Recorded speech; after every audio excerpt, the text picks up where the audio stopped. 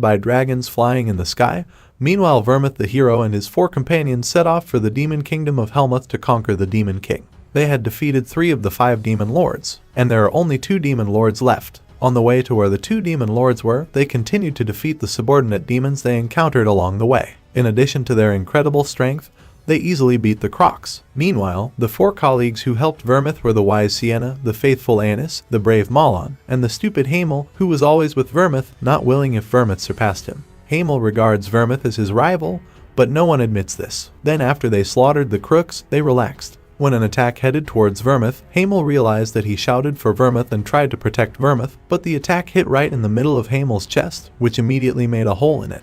Hamel coughed up blood, then fell to the ground. The attacker, who was none other than the demon, laughed at that. Vermouth quickly noticed and immediately attacked the demon before it managed to launch its next attack. With the power of the sword that Vermouth had, he succeeded in slashing the demon's body into 2 parts. The 3 colleagues, who realized that Hamel's body was seriously injured, immediately ran toward Hamel with feelings of fear and sadness. They surrounded Hamel's body that was lying on the floor. Then Vermouth said that there was no benefit if Hamel died like that. Hamel replied that according to him death was quite noble. For the rest of his life, Hamel regretted not being more honest with his colleagues. He then advised Vermouth that Vermouth must defeat the demon kings. Vermouth held Hamel's dying hand and said that he swore in his name as a hero that he would defeat all demon lords. Hearing what Vermouth said, Hamel smiled and asked Anis to pray for him. He told Malon that he was a brave knight more than anyone else. Hamel was about to say he loved Sienna, but all of that immediately made him sober and angry. Of course, he wouldn't say such a thing. Hamel, who has now been reincarnated into 13-year-old Eugene Lionheart, is very upset reading that. If he finds the original author, he will beat him up. Aside from why the others were given a good title in the book while he was referred to as the Fool,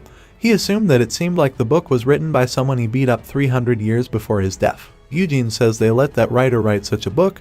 Did they never think about defending their comrade's honor? However, he couldn't blame his comrades either, as no one would have thought that he would be reincarnated with the memories of his previous life. He's Hamel, who died 300 years ago while trying to subdue the demon lords, and he's currently reincarnated as a descendant of the hero Vermouth. In his previous life, Vermouth had more concubines than his legal wives. Though, as Eugene recalls, Vermouth wasn't the type to think about women before, but that seems to have changed with age. That's understandable actually, because he's the only ordinary human there. In Vermouth's family tree, the only family members recognized as his lineage are descendants of his main wife, while additional lineages are not recognized. Eugene also has the surname Lionheart, but he comes from an additional bloodline. Before the bloodline continuation ceremony was held, additional descendants were forbidden from wielding real swords and were forbidden from practicing mana. That was the reason why Eugene could only practice using a wooden sword, but he was sure that it would end that day. Eugene practiced as hard as he could to become great, so that every time he practiced the doll he used was always destroyed, so his father was confused about it.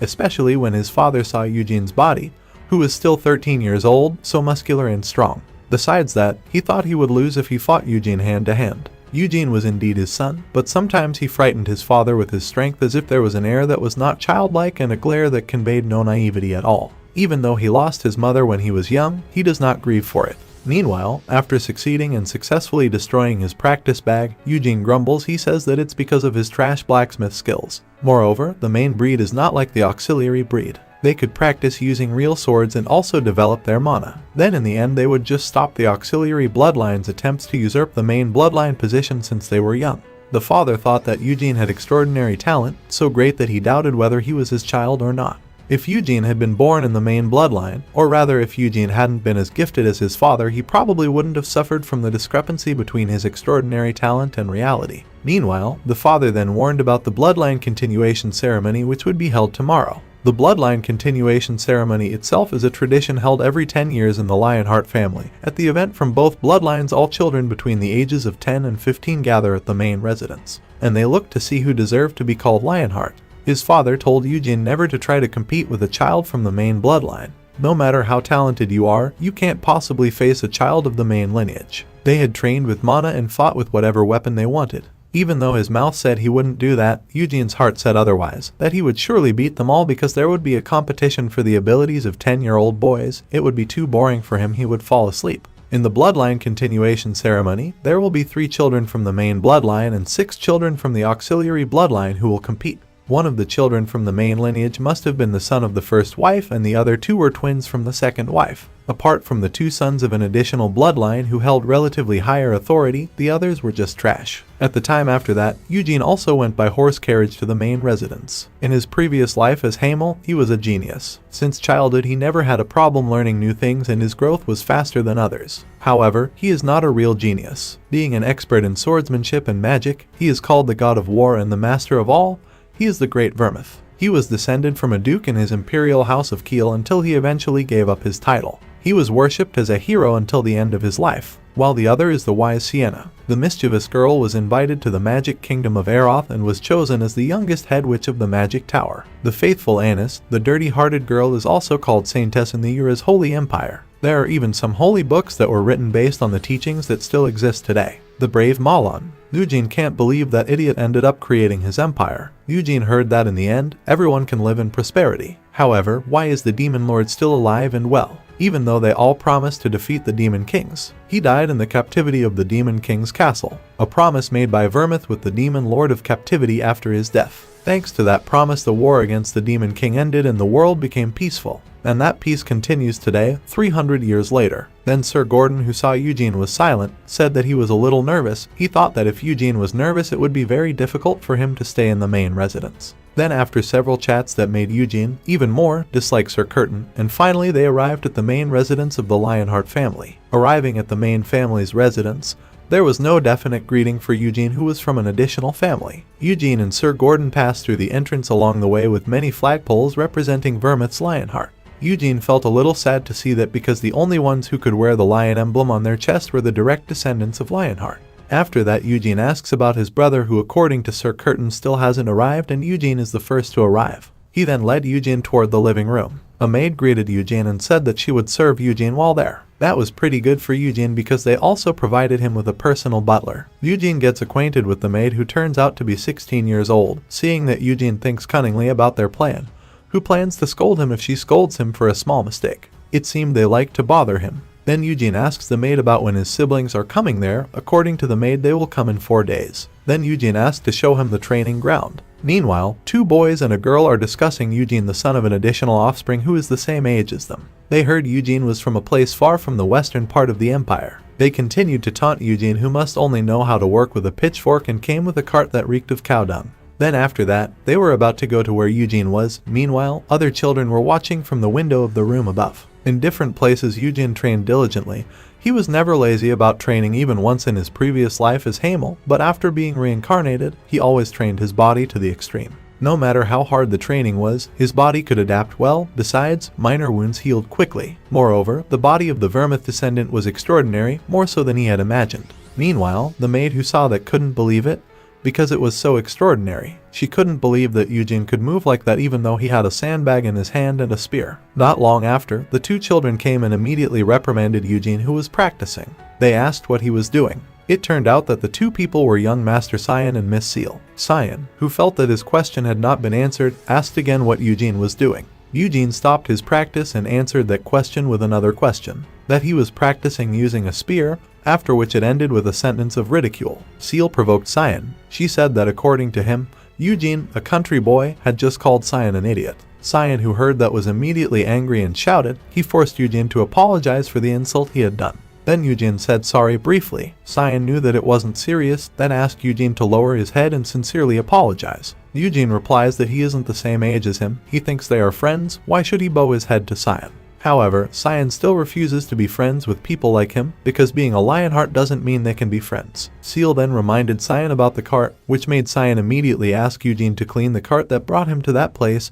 He was sure that the cart must smell of cow dung. Hearing what Cyan said, Eugene asked Nina the maid to clean the cart that brought him here. Cyan didn't accept what Eugene said, because he told Eugene to clean his cart, but instead, Eugene ordered his plan, especially since Cyan was still there. Cyan asks Eugene, did Eugene ignore his orders? Even though he is Cyan Lionheart, Eugene doesn't seem to care about Cyan's anger. He instead introduces himself that he is Eugene Lionheart. Nice to meet him, and I hope they can get along well. After that, Seal introduced himself as Seal Lionheart. Cyan was still angry with that. He had no intention of becoming familiar with Eugene. You ignore his orders and also insult him. Cyan then picks up a wooden sword to challenge Eugene to a one-on-one duel. An angry Cyan invites Eugene to a duel. Eugene can only smile wryly, then he says that Cyan cannot say a duel that easily. Then told Cyan to stop bothering him and asked him to leave there. Hearing what Eugene said, Cyan scoffed and said whether Eugene was afraid of his challenge to a duel. If so, Eugene should lower his head and apologize to Cyan. Eugene says that he isn't afraid of Cyan, he just doesn't want to duel Cyan and he doesn't want to apologize. Cyan screams and says if he doesn't want to do this, he doesn't want to do that. Is Eugene going to keep running away? It seems his parents didn't teach him what honor is. Hearing Cyan continue to grumble, Eugene took off his glove which was filled with sand. Seeing that, Cyan was surprised and asked what that was, while Eugene agrees to duel with Cyan. After that, Eugene threw his heavy coat, which made Cyan even more disbelieving about it. It turns out that all this time Eugene has been practicing with weights. Cyan thought it was just a decoration to make him look cool, but how else was he the one who insisted on having a duel? If he resigns, Seal will make fun of me for the rest of his life. If he wants to get honor again, he must punish him. Then Cyan said emphatically that he was inviting Eugene to a duel. Eugene accepts it, then with one strike with his spear which hits Cyan's stomach, Cyan falls and loses. Seeing this, Seal was shocked and didn't know what to do. Eugene admits to himself that he won the duel. Seal approached his brother and assured him that he was fine. Without having time to answer, Cyan instead vomited. Seal then looked at Eugene with a look of disapproval. Seal said that it was unfair, the duel just now was very dishonorable. Does Eugene ask what's unfair? The duel started as soon as he threw his handkerchief. It was the fault of a reckless person. Then Seal accused Eugene of using mana, but Eugene refused and said that additional bloodlines could not train mana before the main bloodline. Seal couldn't believe it and still accused Eugene if he lied. How could he swing his spear while wearing weight without using mana? Moreover, Eugene's attacks are too fast, so Cyan is hit by an attack and can't counter it. Seal's words received praise from Eugene. Then he said that Cyan didn't just teach one-sidedly. As soon as he was hit, he immediately jumped back and reduced the impact. They shouldn't have a real experience, simply amazing. Then Eugene said that if he calculates the possibility of his development, there is still a chance even though he is quite trash, even though he is a descendant of Vermouth. Cyan tried to stand up and said that Eugene's attack was cunning. Eugene countered that by saying that if Cyan was indeed a noble descendant of the main line of the Lionheart bloodline, he should humbly say I lose. However, after that, it seemed like Eugene had to hold back because he had made Cyan of the main house like that. A difficult situation wouldn't happen to him, would it? After that, a servant from Cyan came in a hurry. Eugene sees a lion badge on his chest, which means he is a worker from the main family, and it seems that the maid's abilities are quite good. Cyan had a sad face and called the maid Hezar. Cyan tells Hezar that he lost to Eugene, whom he calls a country boy. He admits that he was the one who pressed for a duel, but he loses instead. Hearing this, Hezar then introduced himself, that he was assigned to serve young Master Cyan. Then Eugene introduces himself that he is also a descendant of Lionheart from the province of Gidal. Hezar immediately guesses that Sir Gerhardt's residence is there, which turns out to be Eugene's father. Hezar then asks Eugene to explain everything that happened. Eugene then says that Cyan provoked him into a duel and also insulted his father. Cyan does not accept Eugene's words because he feels he has never said that. Does Eugene reply with a question? Didn't he learn what honor is from his father? And also called Eugene a loser. According to Eugene, not only did Cyan insult him, but he also insulted his father. Then asked Hezar if there was a reason why he shouldn't have accepted the duel. Hezar replied that the reason was acceptable. After that, he invites Cyan to treat his wound. Dan tells Eugene that they will meet next time. Seal waved as well as Eugene. After that, Eugene enjoyed his food, which was quite a lot, with gusto. Not long after Nina came, Eugene asked what he found. Nina replied that tomorrow afternoon young Master Deacon Hansen and Jewies were expected to arrive, and in the afternoon young Master Gargis and Miss Desera would come through the warp gate. Hearing that Eugene thought that they all came sooner than expected, it was the start of the celebration of the continuation of the bloodline. After a while, Eugene came out and stood facing the main residence building. He said that from now on he would mess with the offspring of Vermouth. However, Eugene says that Vermouth shouldn't be disappointed, but that doesn't mean he's willing to become one of his descendants. Damn, reincarnation. Hezar, Cyan, and Seal entered a room where there was the second wife from the bloodline that was none other than Cyan and Seal's mother, Anacilia. Hezar tells Anacilia that Cyan lost a duel to a child of the auxiliary bloodline. Hearing that made Anacilia call Cyan to come closer to her. After Cyan was nearby, Anacilia stabbed Cyan's chest with a blunt object which made Cyan feel pain, but Anacilia didn't care and kept asking about what happened. Anacilia then asked Hezar wasn't he sure that he had never practiced how to use mana. Hezar replied that it was true that Eugene had no traces of mana in his body. Then Anacilia called Seal and asked what caused Cyan's defeat. Seal said that at the start of the fight, Eugene thrust his spear. Cyan was shocked and tried to back away, but Eugene's spear was faster than his brother's. Anacilia understood that the fight was over in one strike. Cyan called his mother. Anasilia slapped him instead and shouted at Cyan, how dare he challenge someone and lose in front of those lowly people. Not only that, but losing against a brat who had no mana. His father was coming back from the bloodline continuation ritual. What should Anasilia tell him later? Hearing that Cyan apologized and he was really sorry for his defeat. Anasilia then called Hezar and said that now she would have killed Hezar with her own hands, but he was her husband's favorite bodyguard, therefore she asked to train Cyan so she would not embarrass her again. Hezar nodded, then led Cyan to walk away from there. Now there is only Anasilia and Seal. Anasilia then asks Seal to continue to be close to Eugene, because the boy is strong enough that he can beat Cyan. Even though Anasilia wants Eugene to be killed now, she will become the main suspect later, and in the Lionheart family, if there is a murder, the guardians of the family code will be deployed. Anasilia really didn't want that to happen. Anasilia said that getting along with Eugene was pretty good, while Seal agreed and also wanted to know more about Eugene. She would be friends with Eugene.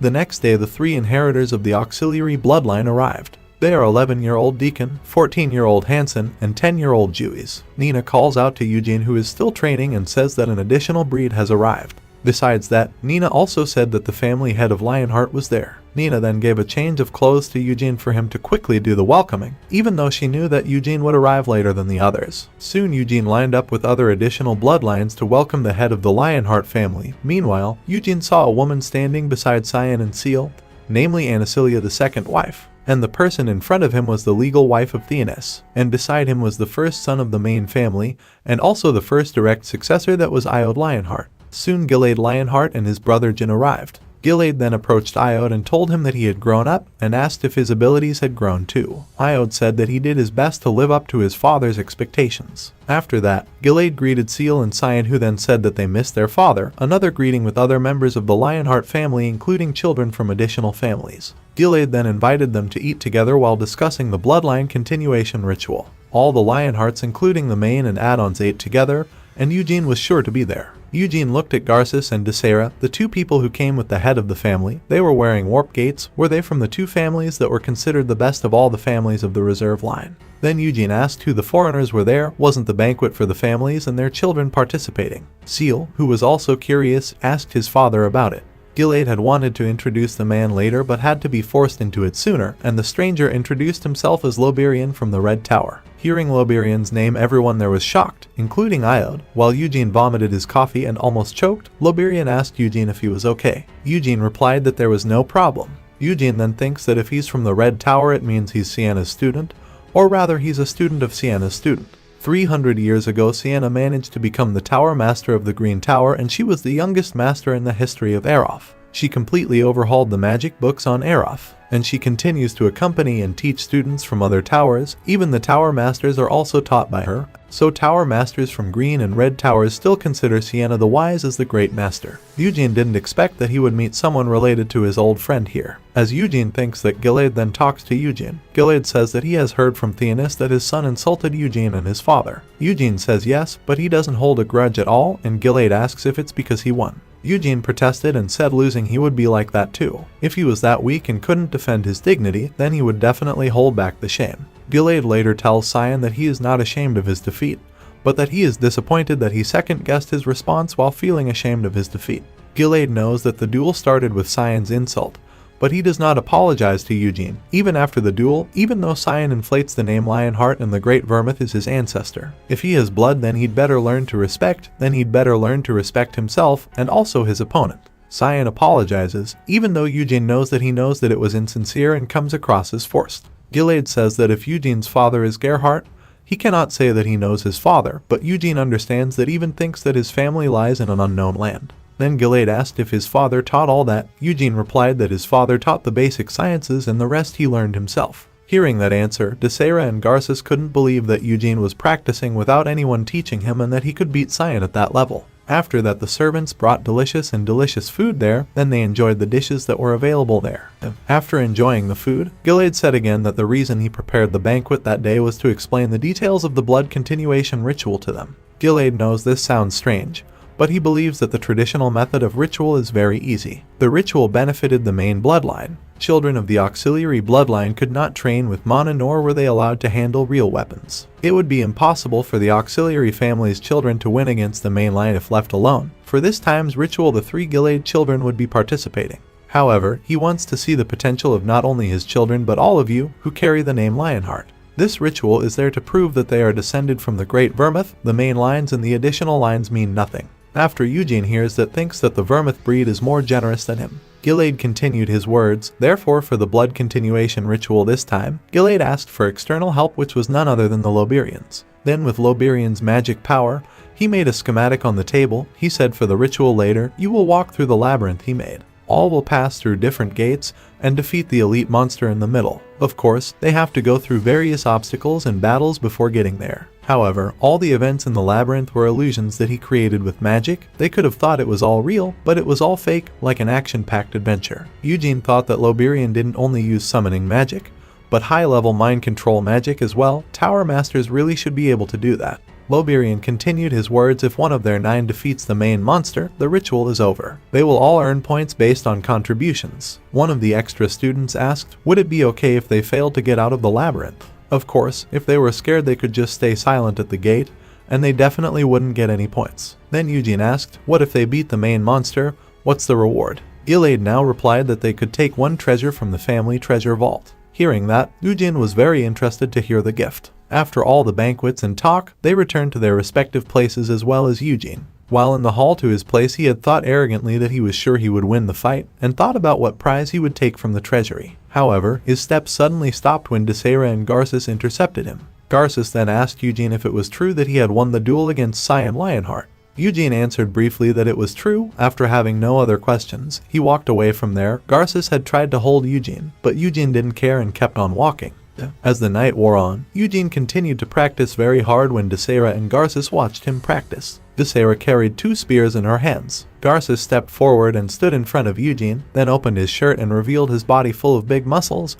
Eugene looked at him confused. Garces proudly said that Eugene was allowed to touch him. He said that if his family had a secret medicine for growing muscles, it was a medicine that could accelerate muscle growth based on training without accumulating mana in the body. Apart from that, there were no side effects, so he asked Eugene if he was interested. Eugene didn't answer but instead asked if Garces had come to offer him snake oil. Desera came closer and said that it was impossible for the drug to have no side effects. Whether he was a man or a woman, if he used the medicine, he would have a beard. Then Desera said to Eugene that she heard that if Eugene fought with Cyan using a spear, then why was he practicing using a wooden sword? Eugene replies that he uses both a sword and a spear. After hearing that answer, Desera threw a spear at Eugene. Eugene accepts it. Then Desera says that she specializes in spears and invites Eugene to duel using spears. But then Eugene accepted the offer because it seemed easier to fight him than against the muscular man Garces. Not to mention that Eugene was also curious about the abilities of the supreme children of the main bloodline. Then the fight started, but Garces was the referee.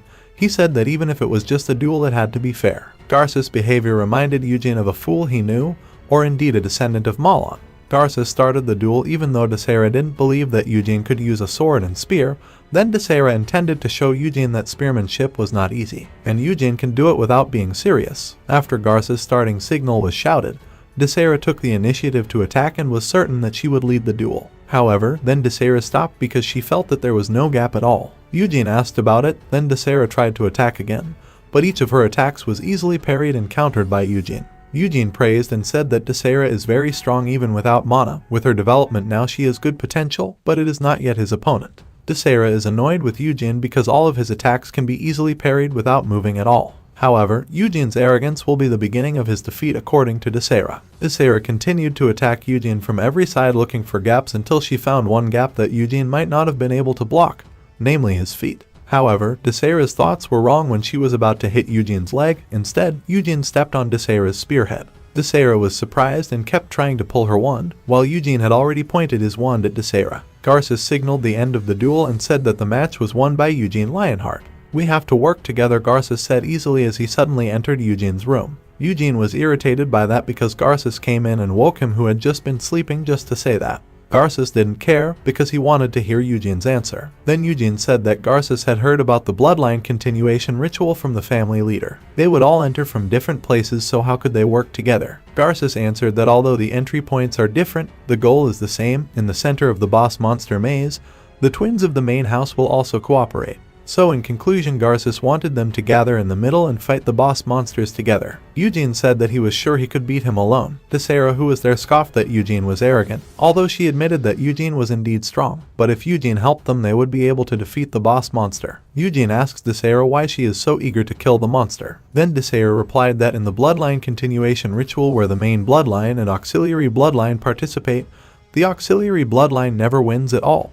But this time they have a chance. Garces and Desera and Eugene defeat Cyan. Then Desera asked if Eugene didn't want to beat the main line. Of course, without being asked, Eugene would definitely want to. Meanwhile, at Anacilia's place, she was thinking about the Red Tower Aeroth, who was invited to the bloodline continuation ritual that might have come to take Iode as his apprentice. Because from a young age, Iode preferred reading books to wearing his body. He also has an interest in magic and learns it bit by bit. If Iode might end up becoming the Red Tower Master's apprentice, he would have no other choice but to temporarily leave the main house, during which time Cyan and Seal would continue to thrive, and if that happened it would be tantamount to Iode giving up his position as the next heir. The bloodline continuation ritual, according to Anacilia, is a problem.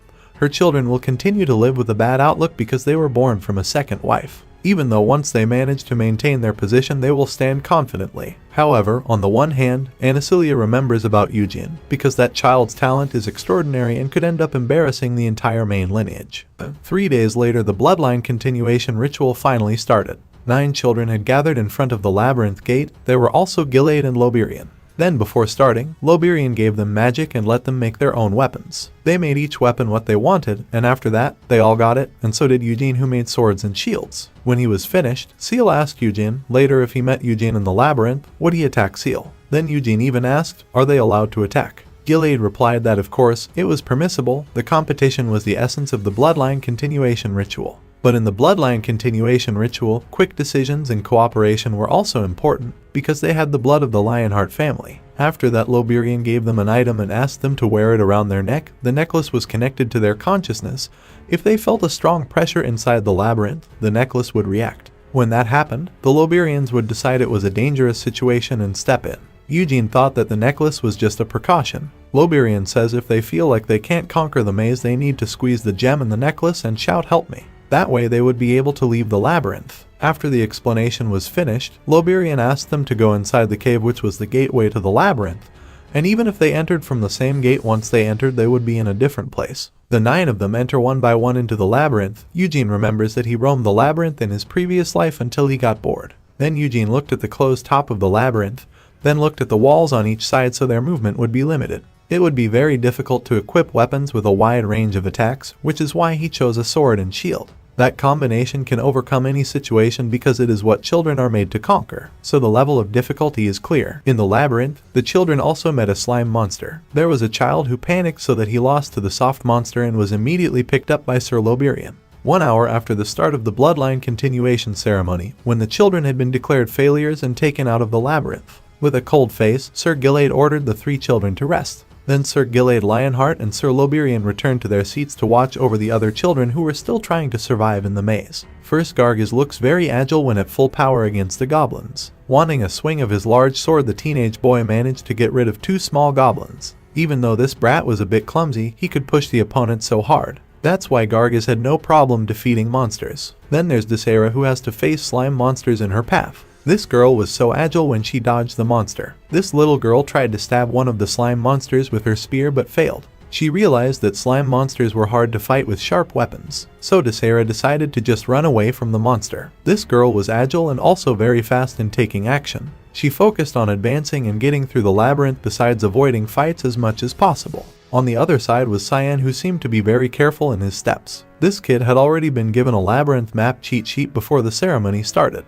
So he and Seal had studied the map so they wouldn't run into any problems or obvious pitfalls. Cyan picked up a rock to throw in front of him, thereby triggering the trap. Only after the trap failed did he run down the hall. This kid was overly vigilant, but because of his vigilance, he was able to keep himself out of the trap. Cyan's performance wasn't too bad to clear the passage. Then there is Seal, who has to face a goblin monster. This girl managed to avoid the attack and then counterattacked the monster until it was destroyed. Then she continued walking with a broad smile. Unfortunately, this girl had to meet a dead end. Seal used instinct and moved quickly, but she was still immature and sometimes acted childish. On the other hand, there was Sir Gilead's first son, Iota. When facing goblins, the boy was actually amazed because he saw a monster made of magic, until he was surprised that the monster attacked him. Luckily, Iota managed to fend off the monster's attack, then attacked back until the goblin monster was defeated. Sir Loberian comments that Iota has an affinity for magic. The father confirmed this. His first son had always loved magic even since he was a baby. Their family had tried to invite a sorcerer from town,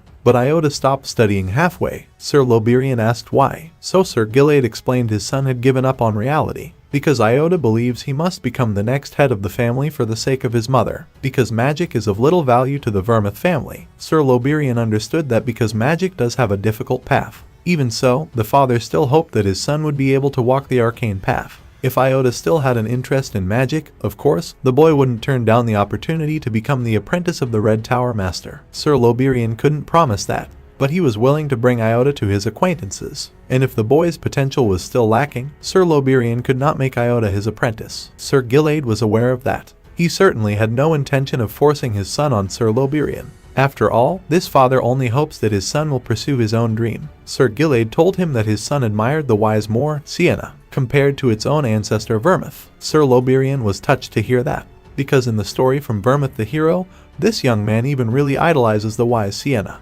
because every time the team is in danger, the girl will appear with new extraordinary magic. Sir Gilade smiled fondly at the memory of the story he had often read as a child. In fact, Sir Gilade's favorite character in the story was neither Sienna nor Vermouth. But just as the family leader wanted to explain who his favorite character was, he suddenly exclaimed in shock at the scene in front of him. Apparently, they saw Eugene finally going to face the enormous goblin. The boy looked perfectly calm even though the goblin swung his arm in preparation to strike him. Quickly, the boy managed to avoid the opponent's attack and immediately counterattacked. Sir Loberian even went so far as to ask who this amazing boy was. Sir Gilade even froze when the boy finally defeated the goblin with his courage and composure. Eugene's name kept ringing in the head of the main house's leader. Eugene Lionheart stepped calmly, leaving the goblin monster that had finally disappeared. The boy's demeanor completely amazed Sir Loberian and Sir Gilade. Even Sir Gilade thought the boy was too impressive for a 13-year-old with no experience, because instead of being frozen in fear, Eugene instead calmly finishes off his opponent.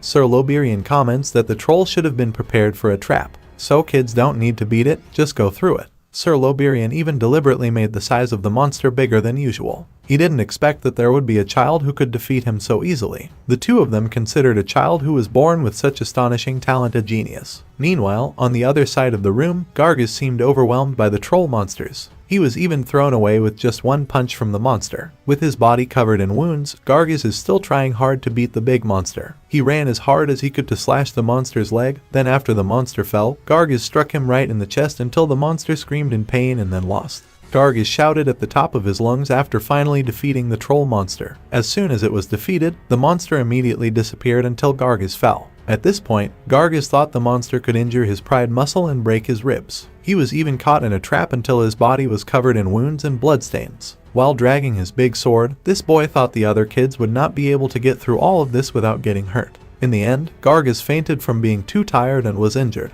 Turning to Cyan, the boy looked panicked when he saw a huge troll blocking his path. But quickly the boy realized the huge monster was not for them to beat, so he threw a rock big enough to the other side of the room to get the monster's attention. Then he dashed out from behind the troll's back and managed to dodge them easily. When Cyan managed to escape, he suddenly met Seal's innocent face. They were both surprised to meet even though they entered from different paths. Cyan explained that meant they were almost at the end point. Cyan advises Seal to always be together so that she is always safe and not lost. This time, Cyan was determined to improve his reputation in front of his younger sister because Eugene had previously made fun of him in front of Seal. As the two of them were walking, the younger sister asked that in that illusory labyrinth, any kind of monster could appear, so could ghosts also appear. Cyan immediately stopped with a pale face. The little sister smiled a little seeing her brother's response, but Cyan tried to calm his sister and said if there was a ghost, then the older brother would protect Seal. A second later, a hideous figure appeared in the alley closest to them.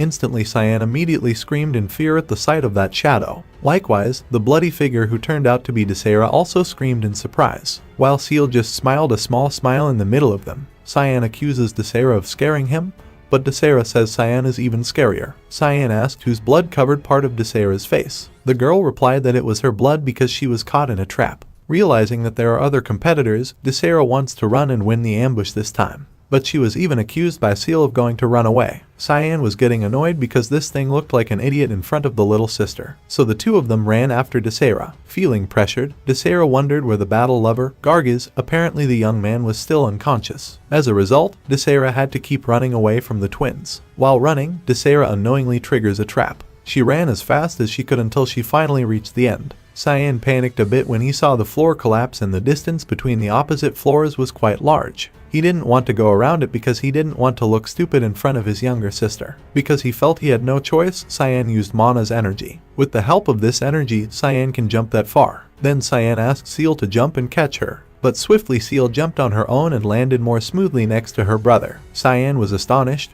but he still praised his little sister. Finally, the two of them continued to chase Desera. The two of them continued their chase until they finally arrived in the middle of the labyrinth. They act shocked seeing a very tall buffalo monster. This apparently is the boss monster in the labyrinth. Suddenly Eugene was standing beside the entrance asking why the three of them could enter together. Cyan is shocked and asks why Eugene is still there. Eugene casually answered he deliberately waited for who would reach the middle of the labyrinth first, after himself of course. Cyan wonders why Eugene waited for the first one to come. Seal said that Eugene came first. Even Desera was surprised to see Eugene waiting for them compared to reaching the middle of the maze alone. So this girl was asking if Eugene accepted the cooperation proposal offered by her and Gargiz earlier. Eugene replied that it was not like that. He just wanted to give the upper hand to the first person to come after him. Because if he fights the boss monster himself, he will immediately win. If he did that, it would be too pitiful for those who had worked so hard to come this far. Eugene knew this boss monster wouldn't attack if the participants weren't within a certain distance from it. So the monster will always be on alert. Then Eugene pointed in the order of those who came after him to fight the boss monster first. The first is Desera, Cyan, and then Seal. Such is the fair order according to Eugene. Desera seemed doubtful if she had to fight the monster alone. Eugene advised the girl to just give up considering her body was covered in wounds after going around the labyrinth. But Desera refused to give up. Desera ripped a few of her clothes to make a headband to hold her wound. Then the girl came forward to fight the monsters. At this time Cyan asked if Eugene wouldn't fight. Eugene replies he will fight after everyone's turn is over. Cyan deals by boasting that Eugene's turn will never come since he will be the one to defeat the monster. Eugene smiled mockingly and said if Cyan managed to defeat the monster, then he was willing to call Cyan eldest brother forever. Cyan was stunned to hear that. He asked Eugene to keep the promise. Finally Cyan, Seal, and Eugene sat waiting near the entrance. Cyan knew that the monster was named Minotaurus, an unforgettable monster when it comes to labyrinths. Cyan just realized that the monster was bigger than the previous troll. But according to him, this monster only excels in size because the Minotaurus isn't actually aggressive. So Cyan was confident that he could defeat the monster alone. The Minotaurus' large eyes opened as Desera got near her. This girl was stunned to realize that the monster in front of her was so big from a close look. She tried not to flinch and attacked the monster first. As Desera advanced, the Minotaurus nearly stepped on her. Luckily Desera managed to dodge in time. Then he spun around and re-attacked the monster right at its feet. But it was strange when the sharp tip of her spear couldn't penetrate the monster's skin. Desera was very surprised to see the monster's skin, which was so thick that the spear could not penetrate. Suddenly the Minotaurus caught Desera in his big hand and then spread the girl so that she flew away towards the exit. Seeing this, Seal asked Eugene why the monster ended the fight by throwing instead of continuing to beat. Eugene answered that it wasn't a real monster, so caught in his grasp. Now it's Cyan's turn to go up against the monster. He glanced at Eugene and said he would show the strength of the main bloodline, which was clearly different from the power of the auxiliary bloodline. Eugene only replied with a mocking smile that grew wider. Seeing that, Cyan grew even more irritated. He demonstrated his strength by channeling Mana's energy into the sword and turning it solid. That's the skill Sword's Kai, from which it can cut anything. Desera, who saw the skill, was surprised, because generally it takes 10 years for Mana to train. She was irritated because the gap between the auxiliary bloodline and the main bloodline was indeed that far. Eugene himself also thought that the skill was pretty decent for a kid at Cyan's age. But suddenly the mana in Cyan's sword disappeared. Cyan was surprised to see this. Eugene remembered Sir Gilead's words that he wanted to see the qualities of all children in a fair way. So Eugene deduced that this labyrinth was created by Sir Loberian so that children could not use mana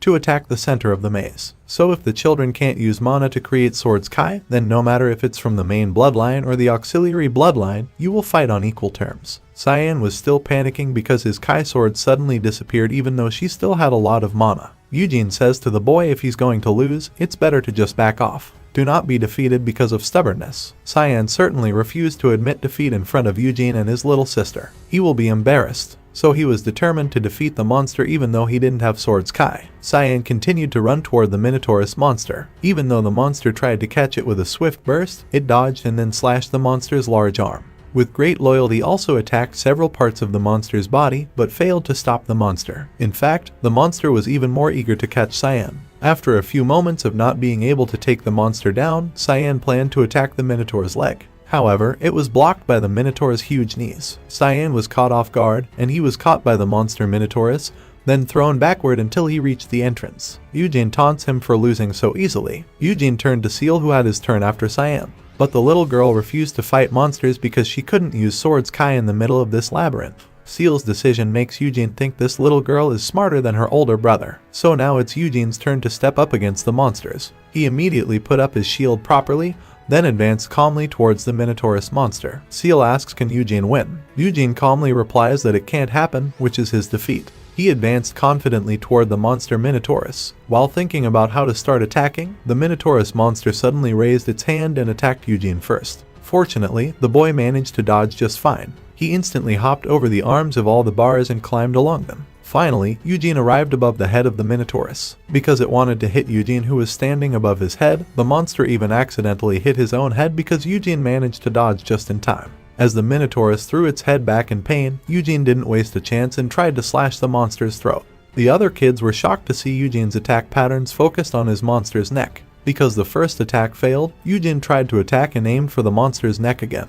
This time it hit the vein in the monster's neck, so it fell and lost. After that, Eugene approached their twin brother and showed off his victory, making Cyan even more furious. Cyan rebutted and said that if he had Swords Kai, then he could defeat that monster easily too. Even though in his heart, Cyan was aware even if she used the Kai swords, she would not be able to defeat the monsters as easily as Eugene did. Cyan secretly grew a sense of admiration for Eugene's figure, but he refuses to admit it. Suddenly all the monster weapons in the labyrinth room slowly disappeared. With this, the children realized that the ceremony was over. Sir Gilade smiled happily from his perch watching. He found Eugene to be amazing for defeating that monster even though he wasn't from the main house and hadn't even trained his mana yet. Sir Loberian confirmed it, because in reality it is difficult to defeat a Minotaur alone. Especially in this ceremony, children are emphasized to work together. Sir Loberian hoped the children would work together and use different methods. But Eugene can defeat the monsters and bypass the traps with ease. Sir Loberian wonders who the boy is. Sir Gilade replied that it was Eugene Lionheart.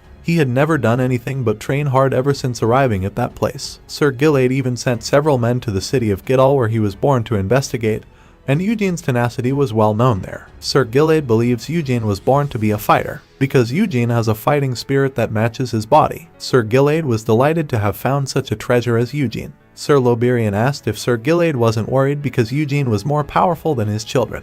With a big difference like this, the difference will be even more obvious the next time Eugene trains Mana. Sir Gilade still has a positive attitude and says it's even more to be proud of, because it means Eugene will make Lionheart's name even more famous. Sir Loberian immediately asked a sharp question, namely what if Eugene wanted to be the next heir, and become the next head of the Lionheart family. Immediately Sir Gilade was at a loss for words. After a while, Sir Gilade said the position of head of the family should be held by the strongest Lionheart.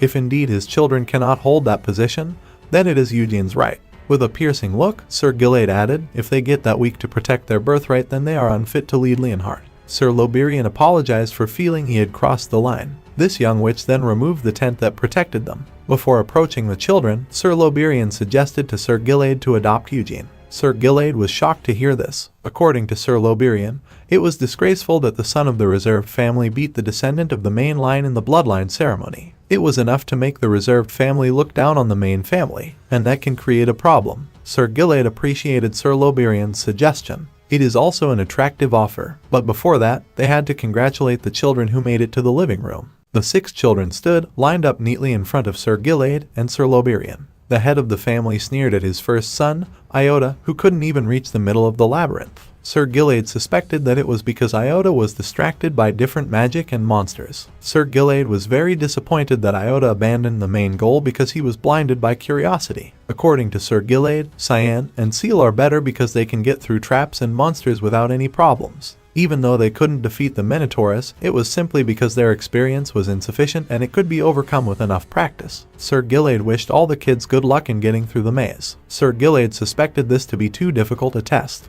but apparently the kids can get through it perfectly. Sir Gilade praised Eugene as the most outstanding figure among the 9 children gathered for this ritual. The leader of this family praises Eugene's prowess in overcoming traps and monsters. Especially when fighting trolls, Eugene managed to win and was not injured in the slightest. Gargis was even surprised to hear that Eugene was not hurt in the slightest. He wondered how Eugene could do that with his weak body. Gargis instead contemplates the idea of having Eugene get his family's muscle growth drug. Sir Loberian expected the children to survive in the labyrinth for at least 2 days. But then the young witch realized she had underestimated the children too much. In his heart, Sir Loberian knew, even though they were children, they were still descendants of Vermouth. Just seeing their untapped talent made Sir Loberian happy. Sir Gilade made the boys come back and rest soon, for he will soon have a great feast for the children. So for today, Sir Gilade asked the children to rest and asked them to attend the party the next day. Sir Gilade enlisted the help of Sir Loberian to take the children home. Before that, Sir Gilade called Eugene to go with him. Eugene, who heard that, felt happy and was about to accept it.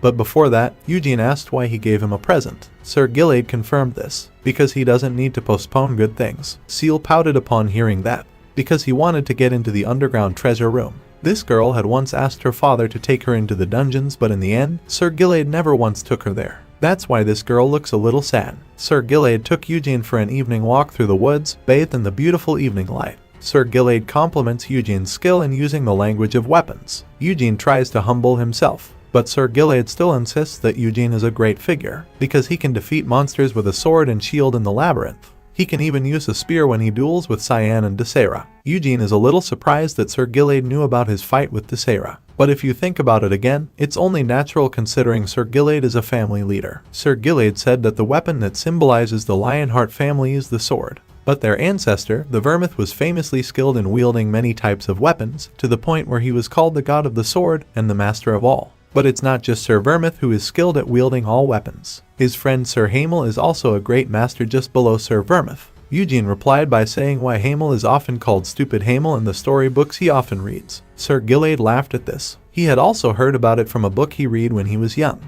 According to Sir Gilade, if Sir Hamel didn't bother, the story would be boring. Then with a bright smile, Sir Gilade said he liked Sir Hamel more than Sir Vermouth himself. Of course, Eugene was stunned to hear that said by a major leader of the Lionheart family, so he asked why Sir Gilade idolized Hamel more. Sir Gilade explained, compared to the god like Sir Vermouth, Sir Gilade liked the human side of Sir Hamel more, a side that often appears in storybooks. Sir Hamel often feels weaker than Sir Vermouth, but he never gave up. Instead, he kept trying hard to surpass his limits. In the end, Sir Hamel sacrificed himself for his friend. Eugene rubbed his nose proudly. He thought it was obvious that such moral teachings would be featured in storybooks. Then slowly, Eugene said to Sir Gilade that he liked Sir Hamel too. Eugene's sincere words made Sir Gilade smile. Finally, the two of them arrived in front of the entrance of the small tower. They immediately went into the basement. As they walked down the stairs to the room, Sir Gilade said that Eugene was the first person, who was not the head of the family, to enter the secret room. Eugene asks if he's allowed in. Sir Gilade said of course, because he had promised to give Eugene something he wanted as a gift. This has also been discussed with the elders of the Senate today. Eugene knows the elders of the Senate are the old lions Lionheart. Including the previous head of the family, they also consisted of important people from the reserve lineage. Then Eugene asked what was in the treasure room. Sir Gilade replied, there is a heritage that goes back hundreds of years. Among them are also relics from Sir Vermouth. Hearing that, Eugene immediately asked if there was a holy sword in that room too. With a proud smile, Sir Gilade confirmed it. But Eugene will not be able to have it, because the holy sword is also the emblem of the Lionheart family. Therefore it cannot be owned by someone. Eugene regrets this. Another reason is, after Sir Vermouth, not a single person has been acknowledged by the holy sword. Eugene was surprised to hear that. Sir Gilade's only reply was that the boy would know once he took hold of his sword. Finally, they both arrived at the end of the stairs. In front of the unique and strict entrance, Sir Gilade bit his finger until it bled. Then he dropped his blood into the lion's head symbol that was in front of the big door. After that, slowly the pattern in front of the door formed the symbol of the Lionheart family, and the door opened. However, only Eugene was told to enter by Sir Gilade. The family leader preferred to wait in front of the door because if he went in with Eugene, the boy would be reluctant and unable to choose as he wished. Eugene bowed while thanking the family leader for the wise consideration. Then, without hesitation, he walked into the secret weapon room. The smile on Eugene's face widened as he tried to draw the holy sword for the first time. The holy sword is a sword that has existed since the beginning of the Great Ura's empire. The sword was considered a gift from God. The holy sword was sealed a long time ago in the holy temple. The sword only acknowledges Vermouth as its owner. 300 years ago it was that sword that stabbed the demon lord Slaughter, the fifth most powerful entity in the devildom of Helmuth. But after that, the holy sword was only used as a torch when their group had to walk down a dark alley. Now Eugene was standing in front of the sword and trying to pull it. But no matter how hard Eugene pulled it, the sword didn't even budge from its spot. In the end, Eugene couldn't do anything and just gave up, considering that he couldn't even have the sword even though it was removed. Eugene also decided to look for other things. He walked down the aisle to look at the weapons on display. This boy was amazed when he saw a spell, the Swords of Gluttony, a red sword that looks very dynamic. This sword absorbs the mana it cuts and turns it into a source of power. This sword could even cut through powerful spells with a single slash. But the reason Vermouth could control a spell so well was because the young man was also an extraordinary magician. This sword is too strong for the current Eugene. Then this boy continued walking and saw another weapon he recognized.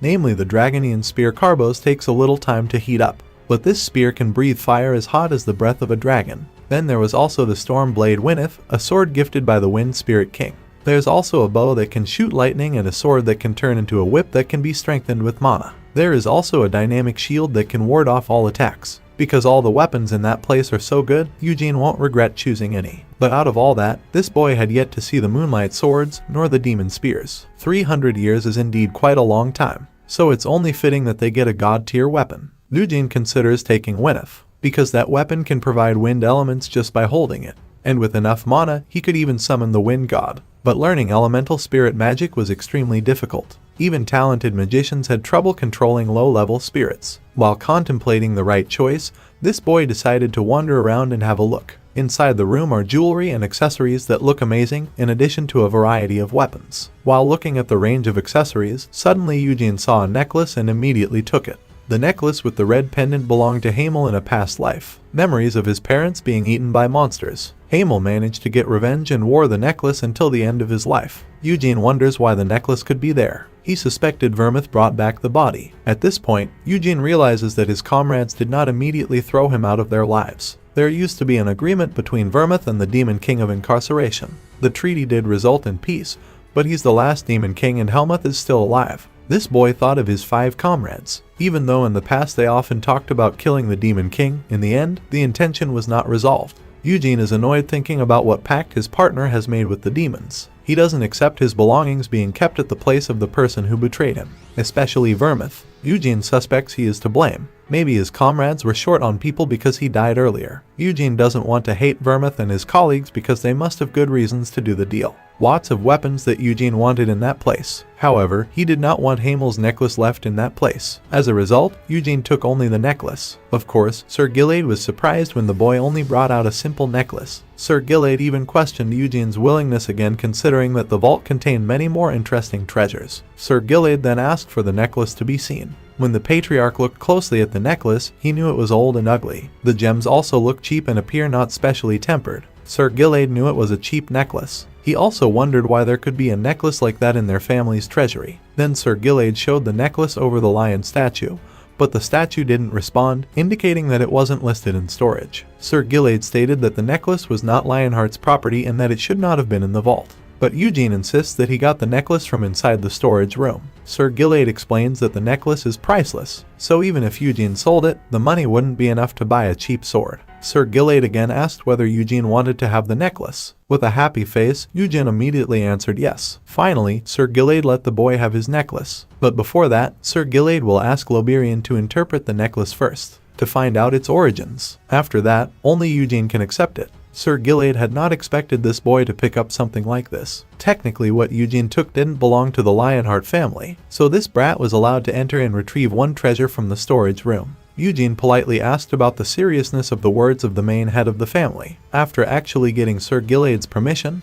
the boy excitedly ran back into the storage room. While running, Eugene thinks Sir Gilade is very rational and wise. He could hardly even believe Sir Gilade was descended from someone like the stiff Vermouth. By now, the boy no longer had any doubts in his heart about quickly picking up Winneth's sword. He pulled the sword from its scabbard and smiled widely, holding the sword that was now legally his. That night in the palace courtyard, Desera immediately scolds Eugene for not choosing a spear, even though he is an expert in using one. Eugene replied that this was his choice. After all, he is also skilled in using the sword. Gargis thought the sword was too light. He suggests Eugene choose a hammer or axe of a large size. Eugene insists this sword is the best option. Gargis instead again offered Eugene to come with him back home and get some muscle growth medicine. Irritated, Eugene insists he does not need drugs like that. Desera lights up their conversation and asks Eugene to draw his sword. Without saying much, the boy pulled out his sword, which was always sparkling blue. Desera asks what sword is that. Eugene replies it is Wynneth's storm blade. This boy also explained that the sword he was holding was blessed by the wind elemental god.